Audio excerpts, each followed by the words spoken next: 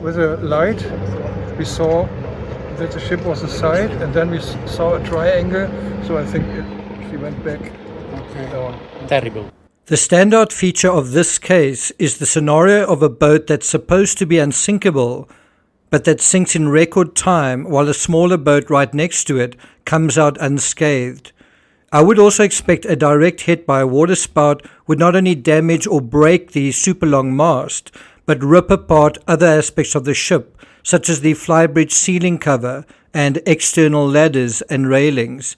And yet, as far as we know, the Bayesian was found entirely intact in 48 meters of water, mast intact, hull intact, everything intact. I got nightmares in my head, I fear thoughts build up until I can't feel. My mind fills up into a creature, and it haunts me somewhere much deeper.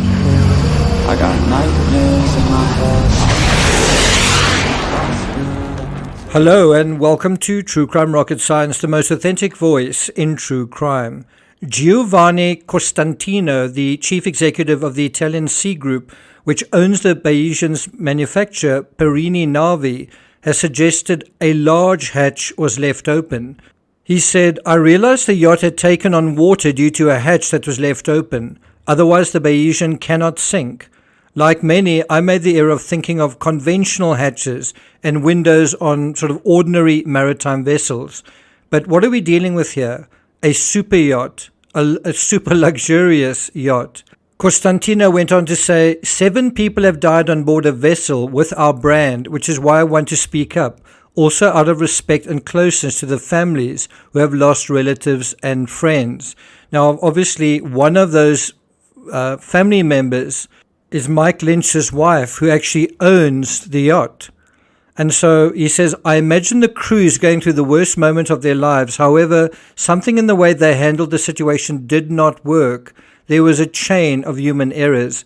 And in a moment, you're going to see that Costantino does have inside information in a sense in terms of the design of this particular craft that is crucial in terms of understanding what really happened here.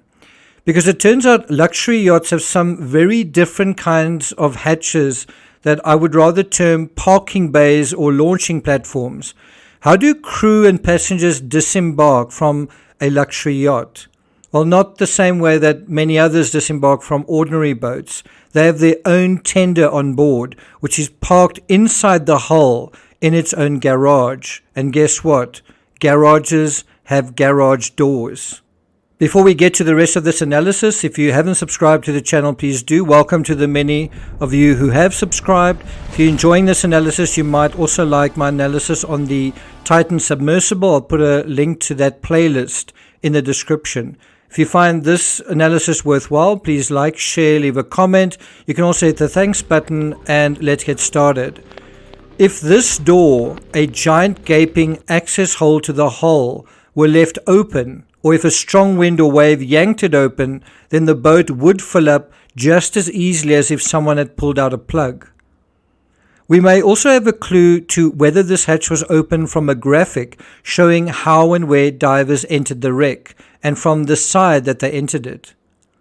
Now, I've heard different reports, some saying that they cut that side of the hull open, or that would only be necessary if there was no access port on that side.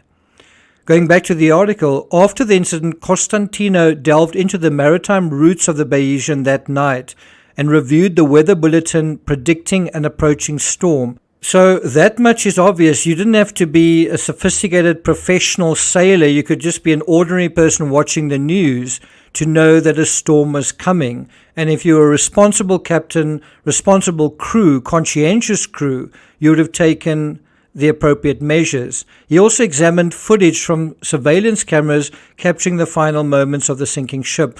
Now, unfortunately, that CCTV footage tends to go dark when the ship turns over, right?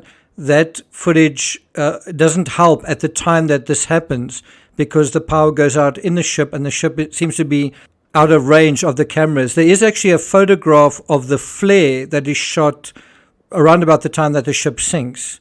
Anyway, he goes on to say the strong wind arrived at 3:50 a.m. So we know exactly at what time that there was a strong wind. It says, up until that moment, the Bayesian was still anchored. From 3:50 to 4:03, the ship moved as if it was dragged by the wind, tilting towards the side where there is a lateral hatch that leads to the garage, where jet skis, inflatables, and other water sport kit is stored. That really needs to be emphasized. Tilting towards the side where there is a lateral hatch that leads to the garage, right? And so when you're talking about a lateral hatch, we're not talking about a little porthole. We're talking about a major garage door that takes one into the hull. And Constantino says that the craft was tilting towards the side where this lateral hatch is. This would explain a lot. It would explain how a ship of this size sank to begin with, and why a ship of this size sank as quickly as it did without apparent damage to its mast. It would also explain why the engines weren't used to orient the craft accordingly. Now, going back to the article, in the garage there's another door leading to the engine room. If that door was open, it means that water has also entered the engine room, causing the inevitable sinking. Now it's all starting to make a lot more sense. It would also explain why one boat turned towards the storm and survived with minimal fuss while the other was dead in the water. In this scenario, human error but also negligence certainly comes into play in a big way, doesn't it? It looks to be a combination of possibly leaving a big bay door open and this needs to be emphasized, of not taking an approaching storm seriously. And I did see a comment somewhere where someone said, if I had the choice of riding out this storm on this boat or that boat, I would choose the Bayesian. Well, not if the bay door was open. It is starting to look more and more like hubris from the crew, isn't it?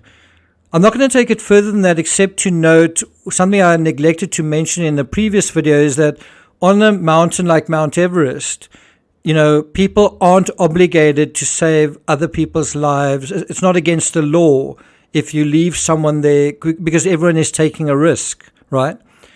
You might say there's a moral obligation, but there's certainly not a legal obligation, because in a sense, everyone is in an emergency in the death zone.